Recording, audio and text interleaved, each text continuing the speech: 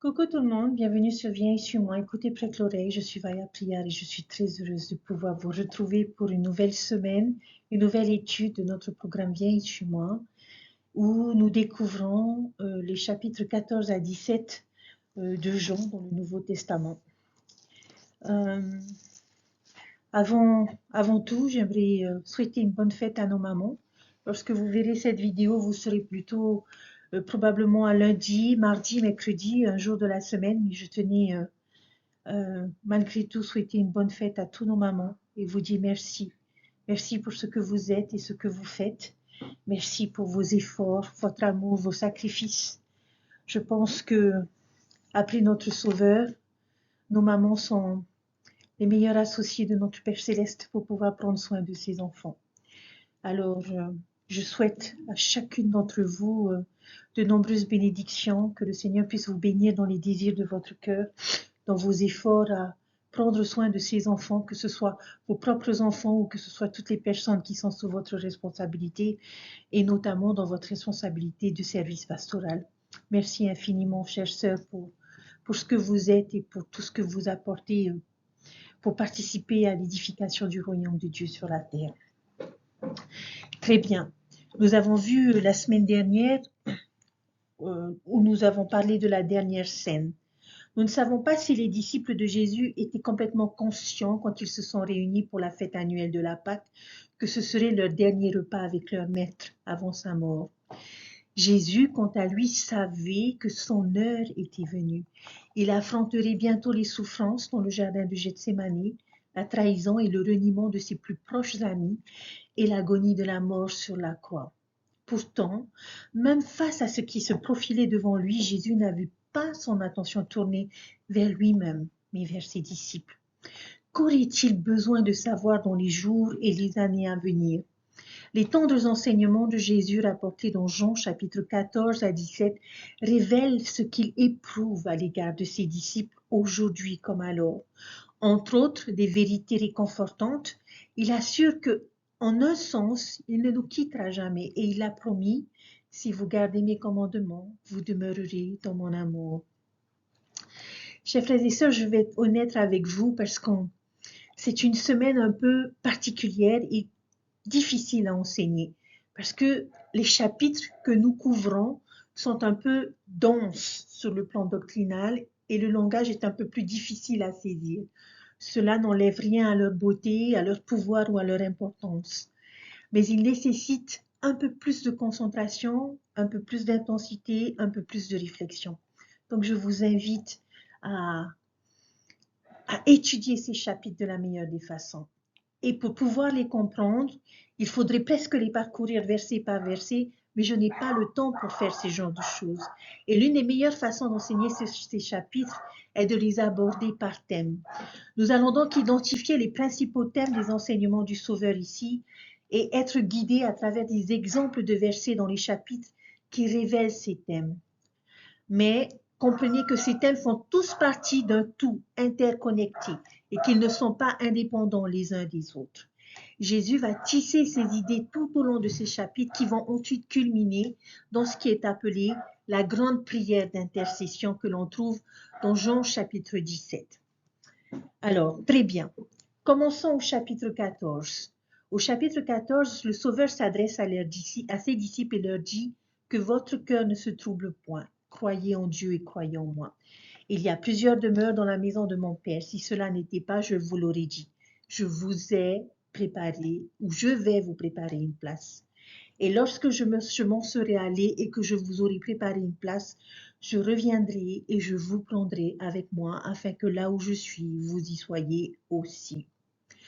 Vous savez où je vais et vous en savez le chemin. Après avoir fait cette déclaration, en quelque sorte, Jésus nous enseigne que là où il va, nous le savons et nous connaissons le chemin pour y parvenir. Cependant, Thomas lui demande, « Mais Seigneur, où vas-tu et quel est ce chemin ?» Cette question est ce qui va déclencher toute la discussion que nous trouvons dans les chapitres que nous étudions cette semaine. Je suis sûre que comme Thomas, souvent nous nous posons cette même question où nous voulons être plus proches du Christ, mais nous ne savons pas toujours comment y parvenir. Eh bien, chers frères et sœurs, ces chapitres vont nous aider à découvrir que nous avons des promesses qui nous sont faites si nous avons le désir de marcher sur ce chemin. Comment progresser pour être là où il est? Quel est ce voyage? Quel est ce chemin? Nous devons tous avoir le désir de nous rapprocher du Sauveur.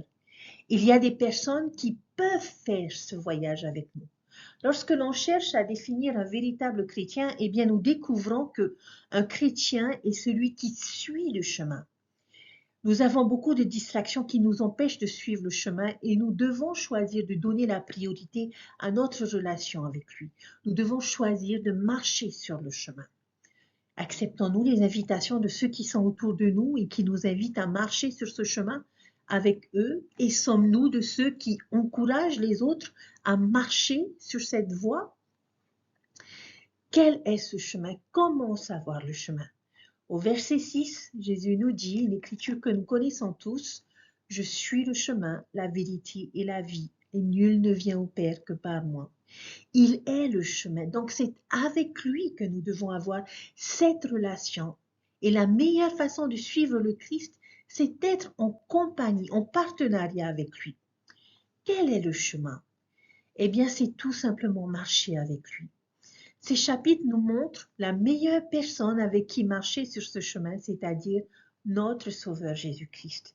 Et combien il est important pour nous de demeurer avec lui, et combien c'est important, et c'est ce que nous enseigne le chapitre 14, que quel que soit le lieu, quelles que soient nos occupations, nous pouvons toujours demeurer en la présence de Dieu et nous assurer qu'il marche à nos côtés. Si l'on vous posait la question, où trouver Dieu? Où trouver le Christ? Beaucoup répondront probablement au temple ou à l'église. Cela est vrai, chers frères et sœurs, mais nous pouvons aussi les voir demeurer dans nos salons, dans nos chambres, dans nos maisons. Peu importe où nous nous trouvons, nous pouvons demeurer avec lui où que nous soyons. Le verset 4 du chapitre 15 nous dit « Demeurez en lui et il demeurera aussi en nous ». Il peut être partout. Nous savons ce que l'on ressent lorsque nous sentons sa présence à nos réunions de Sainte-Seine. Alors que pouvons-nous faire pour retrouver ces mêmes sentiments où que nous soyons?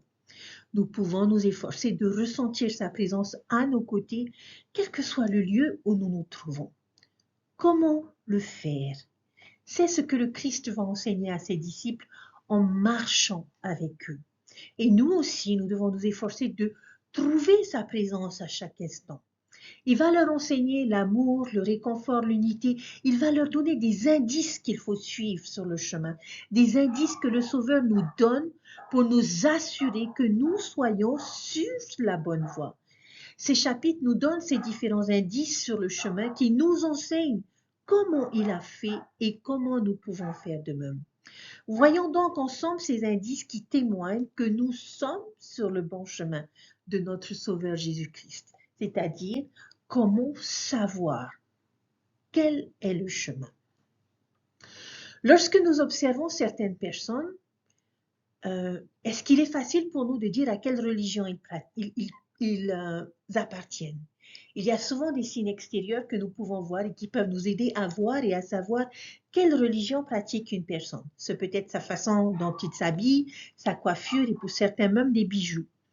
Ce n'est pas une leçon sur le jugement de l'apparence extérieure, mais Jésus avait quelque chose à dire sur la caractéristique déterminante d'être l'un de ses disciples, qu'il y avait une marque distinctive de ses disciples. Les gens reconnaîtraient ses disciples par ce trait déterminant. Et c'est quoi? Avez-vous des suppositions sur ce que cela pourrait être? Est-ce la façon dont ils s'habillent, la façon de parler, ou ce qu'ils croient? Est-ce la résurrection, la Bible, le livre de Mormon?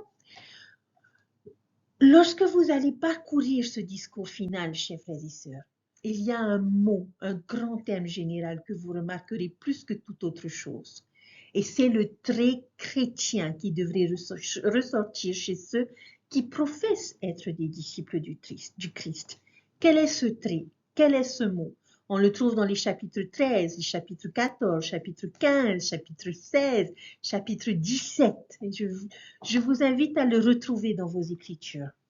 Quel attribut devrait le plus distinguer un disciple de Jésus-Christ? C'est aimer. L'amour est le trait qui définit le disciple du Christ. Cela par-dessus tout devrait se démarquer de ceux qui nous entourent. Les personnes devraient pouvoir nous observer pendant un certain temps et finalement arriver à la conclusion: cette personne est un disciple du Christ, car regardez à quel point elle est aimante. Dans Jean chapitre 13, 35, que nous avons vu, a fait ressortir ce point plus directement, où il a dit: à ceci, tous reconnaîtront que vous êtes mes disciples si vous avez de l'amour les uns pour les autres. Donc c'est notre premier indice. Le monde reconnaîtra mes disciples par ce trait déterminant qu'est l'amour.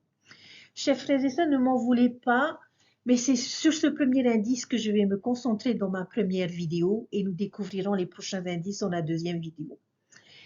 Il y a cependant, dans ce discours, le Christ va nous parler de deux types d'amour différents qui définissent ses disciples.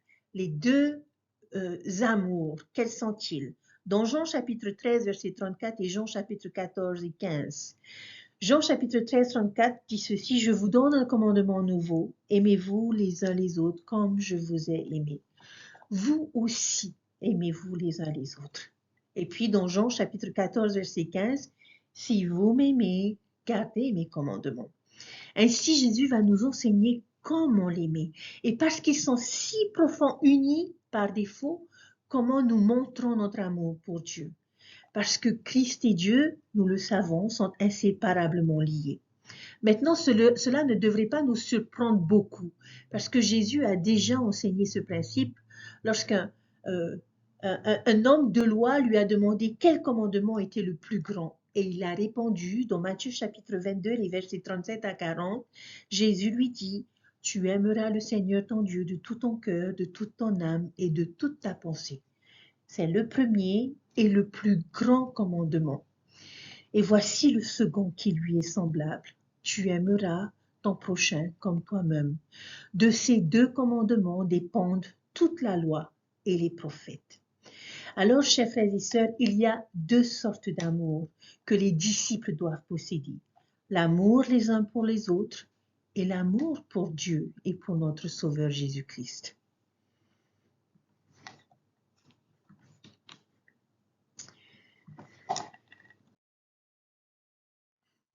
Maintenant, une question. Qu'est-ce que l'amour?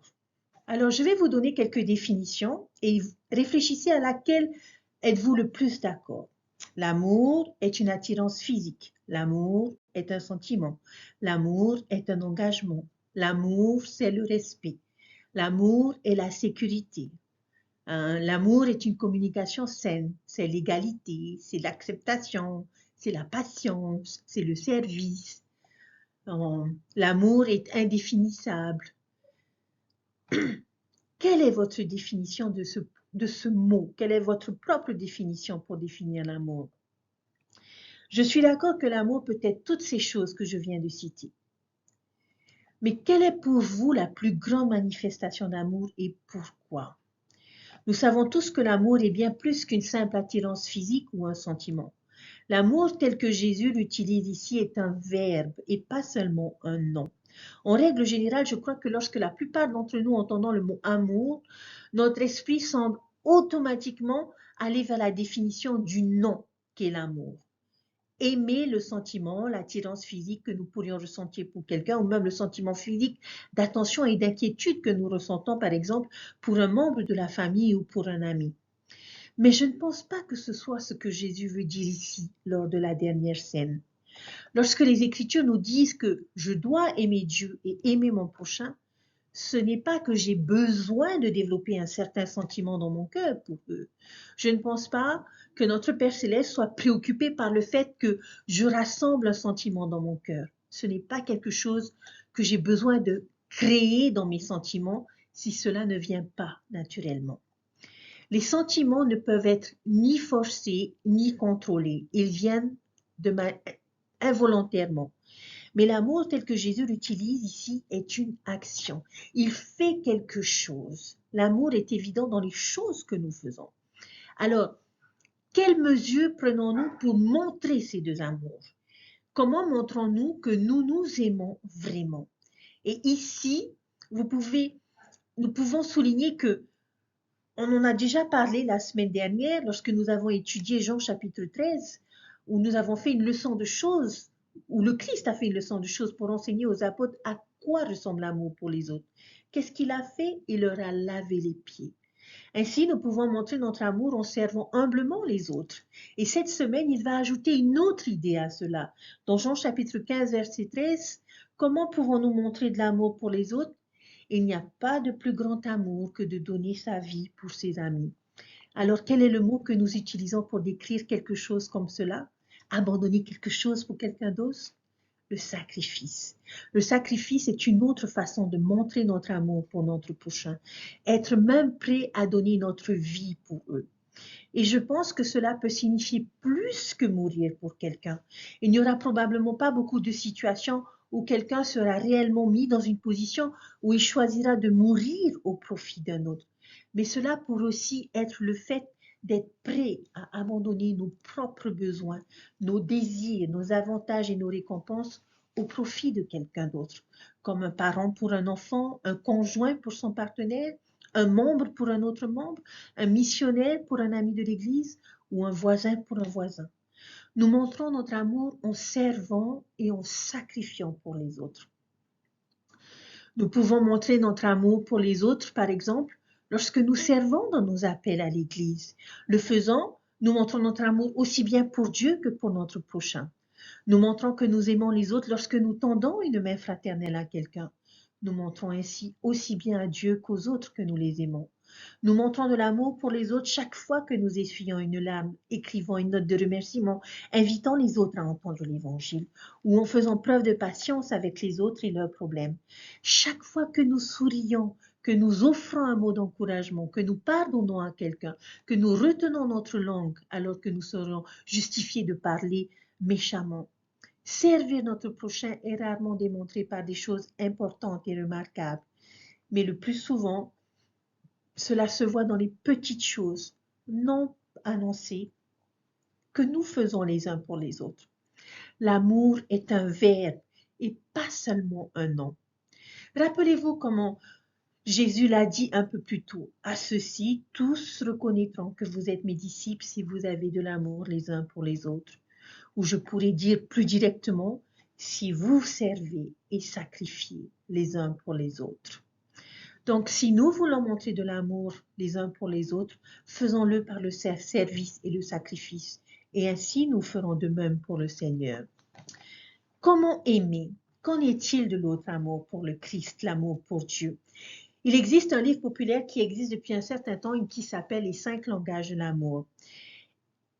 Et ces 5 langages sont des mots d'affirmation, le toucher physique, recevoir des cadeaux, donner du temps de qualité ou faire des actes de service. J'ai beaucoup aimé utiliser ces 5 langages pour aider mes sœurs du service pastoral à savoir comment exprimer leur amour pour les sœurs de la meilleure des façons, en découvrant quel était le langage de l'amour qu'elles préféraient. Eh bien, Jésus va nous apprendre quel est son langage d'amour, quelle est la meilleure façon de montrer que nous l'aimons ou que nous aimons notre Père Céleste. Dans Jean chapitre 14, verset 15, une autre écriture que nous connaissons, « Si vous m'aimez, gardez mes commandements ». Dans Jean chapitre 14, verset 21, « Celui qui a mes commandements et qui les garde, c'est celui qui m'aime ». Et dans le verset 23, « Si un homme m'aime, il gardera mes paroles ». Alors, chers frères et sœurs, quel est le langage d'amour du Christ? L'obéissance, garder ses commandements et la façon dont nous montrons que nous aimons notre Sauveur Jésus-Christ. Si vous m'aimez, gardez mes commandements. L'une des écritures les plus courtes mais les plus connues. Alors, obéissons-lui. Aimer est un verbe. Laissons-le nous attacher dans la sécurité de ses conseils divins et restons-y fermes. Alors, si nous voulons montrer de l'amour pour Dieu et pour notre Sauveur, faisons-le en gardant les commandements. Maintenant, comme je t'ai aimé, nous savons que Jésus est le plus grand exemple de toutes les vertus. Il ne nous demanderait jamais de faire quoi que ce soit qu'il ne voulait pas faire lui-même. Comme il l'a dit dans Jean chapitre 13, verset 15, « Car je vous ai donné un exemple afin que vous fassiez comme je vous ai fait. » Et ici, dans ce discours de la dernière scène, Jésus va nous montrer comment il a démontré ces deux types d'amour, comment Jésus aimait Dieu. Alors d'abord, comment a-t-il montré son amour pour notre Père céleste? Y a-t-il des preuves que Jésus montre ce genre d'amour dans ces chapitres? Oui, chers frères et sœurs. Dans le chapitre 15, verset 10, il a dit, « Si vous gardez mes commandements, vous demeurerez dans mon amour, de même que j'ai gardé les commandements de mon Père et que je demeure dans son amour. » Nous avons décidé que la meilleure façon de montrer notre amour pour Dieu était par l'obéissance. Jésus était aussi obéissant à son Père à tout égard. En fait, il est l'exemple ultime de l'obéissance. Il a été parfaitement obéissant à la volonté de son Père tout au long de sa vie. Dans Jean chapitre 14, verset 31, très direct ici, mais que le monde sache que j'aime le Père, et comme le Père m'a donné le commandement, ainsi je le fais. Levons-nous et partons d'ici. J'en ai de la chair de poule. Comprenez-vous à quoi il fait référence ici, chers frères et sœurs? C'est comme s'il disait, je veux que le monde sache à quel point j'aime mon Père, et je connais le moyen de lui montrer mon amour. Je vais faire sa volonté. Par conséquent, puisqu'il m'a donné ce commandement, ainsi je le fais. Levons-nous et partons d'ici. Et où vont-ils? À quel endroit les invite-t-il à le suivre? À Gethsémani, chers frères et sœurs. On peut presque sentir la détermination dans sa voix et voir la détermination dans ses yeux alors qu'il regarde par la porte vers Gethsémani et qu'il dit « Levons-nous et partons d'ici. Je suis prêt à aller souffrir pour les péchés et les peines de toute humanité, comme mon Père me l'a commandé. » Et ils s'en vont vers le jardin, lui seul comprenant exactement ce qu'il allait subir. Maintenant, comment aimait-il les autres? Qu'en est-il de l'amour pour son prochain? Rappelez-vous, Jean 13, 34, alors qu'il leur donne le nouveau commandement de s'aimer les uns les autres, il a ajouté cette qualification, comme je vous ai aimé, comme je t'ai aimé. Il veut que nous montrions de l'amour aux autres de la même manière qu'il nous l'a montré. Et il le fait. En fait, c'est une excellente façon de lire tous ces chapitres. Simplement parcourir les chapitres 13 à 17 et rechercher toutes les façons dont Jésus a montré de l'amour pour ses apôtres et pour nous. Regardons simplement la façon dont Jean introduit tout le serment dans le verset 1 du chapitre 13. Or, avant la fête de la Pâque, lorsque Jésus sut que son heure était venue de passer de ce monde au Père, ayant aimé les siens qui étaient dans le monde, il les aima jusqu'à la fin. Nous aussi, nous devons aimer les autres jusqu'à la fin de notre vie, quelles que soient nos douleurs, nos épreuves, nos trahisons que nous puissions avoir à endurer. Et au chapitre 13, Jésus lave les pieds de chacun de ses apôtres. Comme nous l'avons déjà dit, nous montrons notre amour en servant les autres de manière désintéressée et humble. Et que fait Jésus pour les apôtres dans Jean chapitre 17? Regardons spécifiquement le verset 9. Si nous souhaitons aimer les autres comme Jésus les a aimés, il nous demande de prier pour les autres. Chers frères et sœurs, j'espère que nos prières ne sont pas seulement orientées vers nos propres besoins et notre propre bien-être, mais aussi vers les besoins et le bien-être des autres. Et puis, finalement, probablement la plus grande façon dont Jésus a démontré l'amour pour son prochain peut être déduite de ce qu'il a enseigné à ses disciples sur la meilleure façon de démontrer l'amour pour les autres. Rappelez-vous qu'il a dit dans Jean chapitre 15 au verset 13, « Il n'y a pas de plus grand amour pour l'homme qu'un homme qui donne sa vie pour ses amis. » Jésus a-t-il démontré son amour pour eux d'une manière ou d'une autre? Oui, chers frères et sœurs, il l'a fait. Son expiation démontre ce plus grand amour. Il a littéralement donné sa vie pour ses amis, ses apôtres et nous tous. Il a vaincu le péché et la mort pour nous en donnant sa vie. Il est l'exemple ultime de cette plus grande démonstration d'amour au travers de son sacrifice. D'une manière belle et profonde, l'expiation de Jésus-Christ se présente comme le plus grand accomplissement et le plus grand exemple de ces deux amours pour Dieu et pour son prochain. Ce fut le plus grand acte de service et de sacrifice, le plus grand acte d'obéissance de toute l'histoire humaine. Il y a cependant une autre qualité de l'amour du Sauveur pour les autres qui est démontrée ici dans ces versets. tout au long de ces dernières 24 heures de sa vie et j'aimerais apporter quelques approfondissements. De toutes les personnes présentes à Jérusalem cette nuit-là, qui selon vous avait probablement le plus besoin de réconfort, d'encouragement, de soutien de la part d'amis aimants? La réponse est évidente, Jésus lui-même.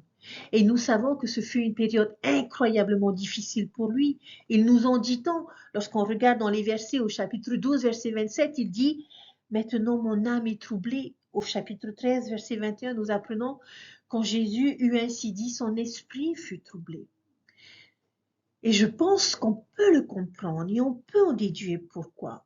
Pensez juste à ce qui a dû lui passer par la tête à ce moment-là, ce qu'il savait. Il savait que Judas, l'un de ses apôtres bien-aimés, le trahirait. Il savait que tous ses disciples seraient offensés à cause de lui et seraient dispersés cette nuit-là. Il savait que Pierre, son roc, le renierait 3 fois dans les heures à venir. Et en plus de tout cela, le poids de son heure de sacrifice commençait à peser sur son âme. Et il savait que sous peu, les péchés et les peines du monde entier commenceraient à peser sur lui avec une ampleur étonnante. Marc nous dit qu'à mesure que cette heure approchait, il a commencé à être fortement étonné ou que c'était plus difficile à supporter que même au point qu'il ne s'y attendait pas. Ça va être si difficile qu'il va implorer son père s'il y avait un moyen d'éloigner cette coupe de lui. Il souffrira tellement, il tremblera à cause de la douleur et cela fera couler du sang de chaque pore. Et après tout cela, il sait qu'il va subir les souffrances, la moquerie, les coups de fouet, la crucifixion et le soleil qui ne se couche que la nuit suivante. Et pourtant, chers frères et sœurs, regardez ce qu'il fait pendant ces dernières heures. Ces premières réponses proviennent toutes de ce que Jésus a dit à ses apôtres lors du sermon de la Seine. Au chapitre 14, verset 1, que votre cœur ne se trouble point. Au verset 18, je ne te quitterai pas sans réconfort, je viendrai à toi. Au verset 27, je vous laisse ma paix, je vous donne ma paix, je ne vous la donne pas comme le monde la donne. Au chapitre 16, verset 22, vous avez maintenant de la tristesse, mais je vous reverrai et votre cœur se réjouira et personne ne vous ravira votre joie. Au verset 33 du chapitre 16, dans le monde vous aurez des tribulations, mais prenez courage, j'ai vaincu le monde. Et puis, pour continuer un peu plus loin, avec cette pensée, regardez ce que Jésus va continuer de faire alors que se déroulent les dernières heures atrocement douloureuses de sa vie. Du jardin jusqu'à son arrestation, il va lancer un appel pour la liberté de ses disciples. Il va leur dire, je vous ai dit que c'est moi. Si donc vous me cherchez, laissez aller ceci en parlant de ses apôtres. Lorsque Pierre coupe l'oreille de l'officier qui a arrêté Jésus, qu'est-ce qu'il fait? Il leur dit, laissez arrêter et touche son oreille et guérit l'oreille. À Ponce Pilate, il va lui dire, celui qui me livre à toi le plus grand péché, pour rassurer Ponce Pilate. Et puis alors qu'il était pendu à l'agonie sur la croix au milieu d'une douleur atroce concernant les soldats romains qui exécutaient sa crucifixion, il supplie son père et il dit, Père, pardonne-leur car ils ne savent pas ce qu'ils font. Au voleur qui est crucifié à côté de lui, il lui dit, aujourd'hui tu seras avec moi au paradis. Et à Marie, sa mère, femme, voici ton fils. Et il dit à son disciple, voici ta mère. Chers frères et sœurs, remarquez-vous ce que Jésus fait tout au long de sa grande souffrance? Quel est son objectif? Rappelez-vous que de tous les habitants de Jérusalem, cette nuit-là et ce jour-là, qui avait le plus besoin de réconfort? Qui réconforte qui? Jésus se tourne vers les autres, bien qu'il soit celui qui avait le plus besoin de réconfort, de soutien, d'encouragement. C'est lui qui offre ces choses. Je pense que Jésus a accompli quelque chose à propos de la souffrance, que l'un des meilleurs moyens d'atténuer notre propre souffrance est de chercher à atténuer la souffrance des autres. Le réconfort vient à ceux qui réconfortent les autres.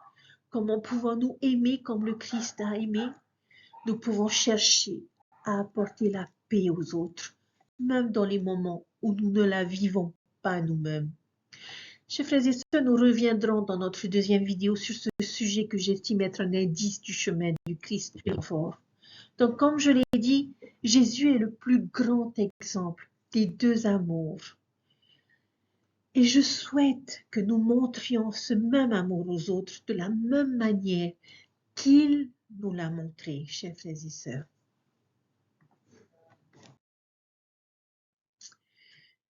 Mes chers amis, l'amour pur est la marque véritable de tout vrai disciple de Jésus-Christ. N'est-ce pas là ce que le Sauveur a fait? Bien sûr, il l'a fait à un niveau beaucoup plus grand et éternel. Mais alors qu'il souffrait à l'extrême et d'une manière inimaginable et incompréhensible pour nous, dans le jardin cette nuit-là, c'était lui qui avait besoin d'aide. Mais pour finir, il a oublié ses souffrances et a prié pour nous jusqu'à ce qu'il eût payé le prix complet. Comment a-t-il pu faire cela? Grâce à son amour pur pour notre Père Céleste qu'il a envoyé et pour nous. Il aimait le Père et il nous aimait plus qu'il ne s'aimait lui-même. Il a payé pour quelque chose qu'il n'avait pas fait. Il a payé pour des péchés qu'il n'avait pas commis. Pourquoi? La réponse est l'amour pur. Ayant payé le prix complet, il pouvait nous offrir les bénédictions de ce qu'il avait payé, à condition que nous nous repentions. Pourquoi a-t-il offert cela? À nouveau et comme toujours, par amour pur. L'amour pur est la marque véritable de tout vrai disciple de Jésus-Christ.